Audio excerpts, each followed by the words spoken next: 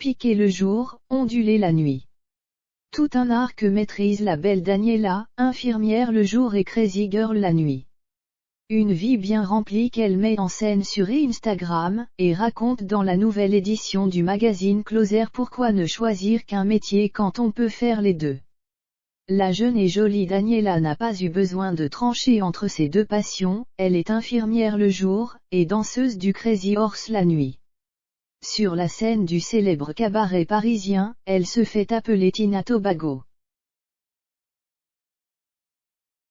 Une drôle de vie que la jeune femme de 33 ans raconte dans la dernière édition du magazine Closer, du 31 décembre 2021. Si petite, Daniela a d'abord voulu devenir infirmière, c'était pour faire comme sa grand-mère, elle aussi soignante. Puis, à 12 ans, c'est en tombant sur une vidéo du Crazy Horse qu'elle découvre sa deuxième vocation. J'ai tout de suite été fascinée par la manière dont les danseuses bougeaient, ce qu'elles dégageaient. Elle décroche d'abord son diplôme d'infirmière à 22 ans puis, 4 ans plus tard, elle tente sa chance au Crazy Horse.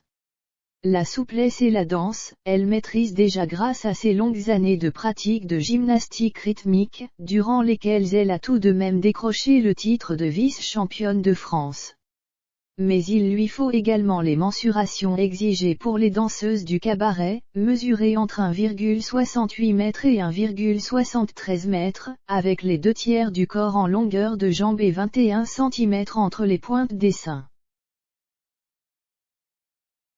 Son casting réussi, Daniela intègre la troupe en 2017 et choisit le nom de Tina Tobago, qui fait non seulement référence à Tina Turner, mais aussi à l'île des Antilles dont elle est originaire. Depuis, elle se produit 24 soirs par mois tout en enfilant sa blouse blanche le jour. Je conjugue mes deux passions, c'est une grande chance, d'autant que l'une fait appel à mon cerveau, l'autre à mon corps. C'est complémentaire et ça me va très bien.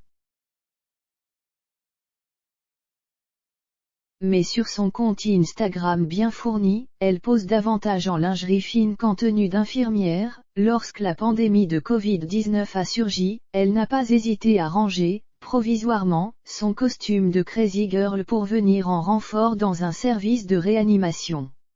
En voyant la détresse de mes collègues et des patients, je ne pouvais pas me contenter de rester chez, explique-t-elle. Cette période a été très éprouvante physiquement et psychologiquement, mais je suis fière d'avoir aidé Tina Tobago à aujourd'hui repris les spectacles et retrouver sa vie en deux temps. Parfois, les deux se mélangent, ajoute-t-elle. Je me demande si j'ai bien fait toutes les transmissions, les désinfectons pendant que je me maquille avant de monter sur scène. Toute une gymnastique, aussi bien mentale que physique.